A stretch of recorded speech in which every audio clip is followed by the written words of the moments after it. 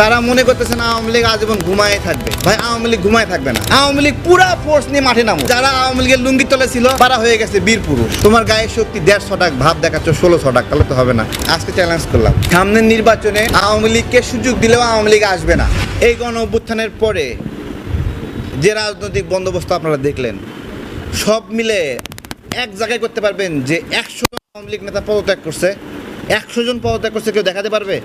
তার মানে আওয়ামী লীগের লোকেরা যে অবস্থায় ছিল সে অবস্থায় রয়েছে, এইটা আপনাদেরকে মানতে হবে। এবং এই মানুষগুলো খুব অল্প সংখ্যক দেশ ত্যাগ করছে, সব দেশেই আছে, খুব বড় বড় নেতারা জীবনের ঝুঁকিতে তারা এখান থেকে চলে গেছে।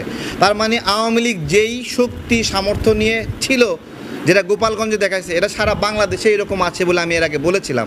তারা তো কেউ পদত্যাগ করেনি। তো সেই জায়গা থেকে যারা মানে হলো এরকম একটা ভাব নিচ্ছেন যে অমুককে মানে আপনি বিশাল বড় তালেবর হয়ে গেছেন, তালেবর বলতেছি, ঠিক আছে, যারা নিজেদেরকে বিশাল বড় তালেবর মনে করতেছেন, বিএনপি যদি একটু গা ছাড়া দেয় তাহলে আপনাদের তালেবরই তালুক কিছু থাকবে না, ঠিক আছে। এমন একটা ভাব দেখায় এক একজন যে বিএনপির প্রতিদ্বন্দ্বী, তাই না? দেখায় না এরকম? এবিবাটির 2 জন লোক নাই, কিন্তু বিএনপিকে নিয়ে বিশাল বড় বড় বক্তব্য দিচ্ছে ফুয়াদ ভাই। হ্যাঁ, বক্তব্য দিয়ে মনে হয় সব ফাড়াই ফেলছে। তো আপনার হলো কিন্তু আসলে কি নাই। তাহলে যারা নিজেদেরকে বিশাল বড় তালেবর মনে করতেছেন, তারা মনে করতেছেন আওয়ামী লীগ আজীবন ঘুমায় থাকবে। ভাই আওয়ামী লীগ ঘুমায় থাকবে না। এবং যারা এই নকল তালেবরি দিয়ে বিশাল কিছু দেখাচ্ছে, নকল তালেবরি বলতেছে এই জন্য, মানে যে আওয়ামী লীগ ভয় পায় সেই হলো ভুয়া। আমার কথা বোঝেন, আমি তারে কিন্তু আওয়ামী লীগকে কোনোদিন ভয় পাইনি। আওয়ামী লীগ থাকা অবস্থায় ভয় পাইনি, এখনও ভয় পাইনি। কিন্তু দেখবেন অনেকে খালি ভয় দেখায়, আওয়ামী লীগ আইলো, আওয়ামী লীগ আইলো, আওয়ামী লীগের পুনর্বাসন ভয় দেখায়। তার মানে ওর রাজনৈতিক ও রাজনীতিতে হলো মানে কেবল দুধের বাচ্চা। ও আগে ভয় কখনো পায়নি, ওই জন্য আওয়ামী লীগ দুর্বল থাকা অবস্থায় দুর্বল আওয়ামী লীগেও ভয় পায়। কিন্তু আমরা আওয়ামী লীগের নিপীড়নের সময়ে আওয়ামী লীগকে ফেস করে করে সহ্য করে করে এখানে ছিলাম। আমরা এখনও আওয়ামী লীগকে ভয় পাই না। আওয়ামী লীগ পুরা ফোর্স নিয়ে মাঠে নামুক, আমি আসি। আর আওয়ামী লীগ না থাকাতে আমাদের দামও দেয় না কেউ, বুঝছেন? আওয়ামী লীগ যখন ছিল একদিকে আওয়ামী লীগ লাঠি নিয়েছিল, এখন আমি আর একদিকে লাঠি নিয়েছি। আওয়ামী লীগের বিশাল শক্তি পুলিশের সাথে নিয়ে আমরা দাঁড়ায় গেছি, আমাদেরকে সবাই বলতে সম্মানিত করছে। এখন আওয়ামী লীগের অনুপস্থিতিতে আমার লাঠিও ধরতে হয় না, এখন আমি বীরত্ব দেখাতে পারি না, এখন আমাকে বলছে তুই দালাল, ঠিক আছে। আর যারা আওয়ামী লীগের লুঙ্গি তলে ছিল তারা হয়ে গেছে বীর পুরুষ। সামনের নির্বাচনে আওয়ামী লীগকে সুযোগ দিলেও আওয়ামী লীগ আসবে না, এটা হলো একটা বাস্তবতা। তারা একটা হলো ওই যে শীত নিদ্রায় আছে, তারা হলো ক্ষতি মেরামত করতেছে। এই নির্বাচনে তারা আসবে না। সুতরাং আওয়ামী লীগ এই নির্বাচনে আসলো গেল এগুলো নিয়ে যারা আতঙ্কিত, তাদের তো আতঙ্কিত হওয়ার কোনো কারণ আমি দেখি না, আসবে না। আওয়ামী লীগকে যদি টাকা পয়সা দিয়ে বলেন তুই আসো, তুমি আসবে না। ওরা ভোট কেন্দ্রের আশেপাশে ওরা হাঁটবে না, আমি আপনাদেরকে বলে রাখলাম। সমস্যা হলো জাতীয় পার্টিকে নিয়ে, তাই তো। এখন জাতীয় পার্টি তো আওয়ামী লীগের মতো কালপ্রিট না, তারা কিন্তু আবার আওয়ামী লীগের নিষিদ্ধ যাচ্ছে না এখন বলতেছে জাতীয় পার্টির নিষিদ্ধ চাই। হ্যাঁ, আওয়ামী লীগের নিষিদ্ধ যাচ্ছে না, কারণ বলতেছে যে আওয়ামী লীগ ওই নিষিদ্ধ করলেও আসবে না, না করলেও আসবে না। কে আসবে? জাতীয় পার্টি আসবে, তাহলে জাতীয় পার্টিকে নিষিদ্ধ করে দাও, ঠিক আছে। কিন্তু আমি বলবো যে জাতীয় পার্টি তাদের নেতাকর্মী যতজনকে দেখাতে পারবে এই গণ অভ্যুত্থানে ছিল, জামাতে ইসলাম দেখাতে পারবে না ওদের অতগুলো নেতাকর্মী এই গণ অভ্যুত্থানে ছিল। আজকে চ্যালেঞ্জ করলাম, বুঝতে পারছেন? এখন জাতীয় পার্টিকে নিষিদ্ধ করতে হবে।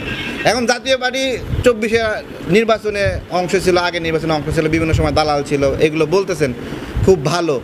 তো একটা কথা বলি ভাই, এই যে আওয়ামী লীগের সময় আমাদের একটা মনের মধ্যে কী একটা ক্ষোভ ছিল যে আওয়ামী লীগের পক্ষেই সবাই মিলে নির্বাচনটা করে ফেললো, ক্ষমতায় চলে আসলো। আচ্ছা, সামনের নির্বাচনটা কি এইরকম একটা নির্বাচন না? বলেন, যে আওয়ামী লীগের বিরুদ্ধে যারা ছিল তারা মিলে নির্বাচনটা করে নিল। তার মানে কি? মানে আওয়ামী লীগ যা করছে আমরা সেটারই একটা পুনরাবৃত্তি করলাম। তার মানে এদেশের মানুষ আসলে কখনো পূর্ণ ভোটের অধিকার ফিরে পাইল না। ভোটের যে একটা স্বাদ, যে একটা প্রতিযোগিতা, একটা টান উত্তেজনা, এখন আপনি কি করেন? বিএনপি আর জামাত মিলে টান উত্তেজনা হবে? হ্যাঁ হ্যাঁ, না না, ভাই ভাই হোক, জামাত বিএনপির পাশে গিয়ে দাঁড়াবে? হ্যাঁ বলেন তো। তো আমি বলতেছি সামনের নির্বাচনটা অনেক হতাশার নির্বাচন হবে।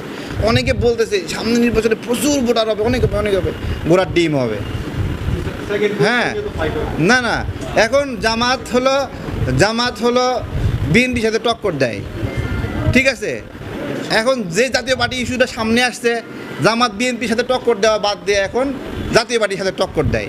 এখন তুমি যদি জাতীয় পার্টির সাথে টক্কর দেবা 2 নাম্বার হওয়ার জন্য, তাহলে ভাই 1 নাম্বার হওয়ার জন্য আর একটা দলকে অপদস্থ করো কেন? তোমার গায়ের শক্তি 150 টাকা ভাব দেখাচ্ছ 1600 টাকা, তাহলে তো হবে না। আওয়ামী লীগ বিষয়ে সর্বশেষ যে বক্তব্য, দেখেন এই বাংলাদেশে 20% মানুষ আওয়ামী লীগের সমর্থক, 20%। আওয়ামী লীগ বলতে আরও বেশি, কিন্তু বাস্তবতা হলো গতকালকে একটা পোল করছে আমার ইউটিউব চ্যানেলে তারেক টাইমসে, সেই পোলে 8-9 হাজার মানুষ ভোট দিছে, তো 400 মানুষ ওই পোস্টে গালি দিছে যে হ্যাঁ মানে জাতীয় পার্টির ধুয়ে দিছে। ক্যাপশনের হেডলাইন ছিল জাতীয় পার্টির অফিসে আগুন দেওয়া সঠিক কাজ কিনা। সেখানে ওরা 400টা গালি দিছে, গালি দিয়ে তো আর ভোটে যেতে যায় না, বুঝছেন? এটা জামাত ইসলামের জন্য শিক্ষা। সেখানে 55% মানুষ জাতীয় পার্টির পক্ষ নেছে যে এই আগুন দেওয়া ঠিক হয় নাই, আর 45% মানুষ বলছে আগুন দেওয়া ঠিক আছে। তাহলে এই কয়েকদিনের ব্যবধানে এই যে মানুষের মাইন্ড সুইং, এটা কিন্তু গালিগালাজ করে ধরে রাখতে পারবে না কেউ। যদি জামাত শিবির মনে করে 1 বস্তা গালি 2 ট্রাক গালি নিয়ে আসা ঢেলে দেবে আর গালি তাদেরকে ঢাল হয়ে রক্ষা করতে পারবে না। ভোট অনেক একটা গোপন জিনিস, মানুষের মন থাকে, মানুষের মন এত সহজে পরিবর্তন হয় না। মানুষকে 2 কাপ চা খাওয়াই দিয়া, পানির একটা ফিল্টার লাগাই দিয়া, আর ওই হাত পাখা দিয়ে বাতাস করে বলবেন আমি বাতাস দিলাম একটা ভোট দাও, এরকম না। মানুষ সার্বভৌমত্বের বিষয় চিন্তা করে, আমার ভোটটা যেন নষ্ট না হয়, আমার ভোটের কারণে যেন একটা ভুল ফলাফল না আসে, সেই জায়গায় চিন্তা ভাবনা করে মানুষ ভোট দেবে। জাতীয় পার্টির বিষয়ে শুধু একটা কথা বলবো যে জাতীয় পার্টিকে যে অভিযোগে, যত বড় অভিযোগে অভিযুক্ত করছে, ঠিক আছে, এত বড় অভিযোগে জাতীয় পার্টি যদি অভিযুক্ত করেনি, ভোটের জন্য যদি অভিযুক্ত করেন, তাহলে জাতীয় পার্টির প্রতি অনুগত ছিল জামাত, হ্যাঁ ছিল না? জাতীয় পার্টির প্রতি অনুগত ছিল জামাত, তাহলে তার জাতীয় পার্টির প্রতি যে অনুগত, আওয়ামী লীগের অনুগত জাতীয় পার্টি, এই তো, তাহলে এখন জাতীয় পার্টির অনুগত জামাতকে তাহলে নিষিদ্ধ করতে হবে। জামাতের বিপক্ষে মত একটা কিছু গেলেই জামাত বলে হলো দালাল, ঠিক আছে, শুধু একটা মতামতের জন্য আমাদেরকে দালাল বলে। অথচ জামাত 9 বছর জাতীয় পার্টি দালাল ছিল, 6 বছর আওয়ামী লীগের দালাল ছিল, আর 21 বছর বিএনপির দালাল ছিল, 53 বছরের প্রত্যেকটি বছর তারা দালাল ছিল। এখন এসে আমাদেরকে এসে বলে একটা মতামতের জন্য দালাল, ঠিক আছে। আমরা তো ধানের শীষ প্রতীক নির্বাচন করিনি, আপনারা করছেন।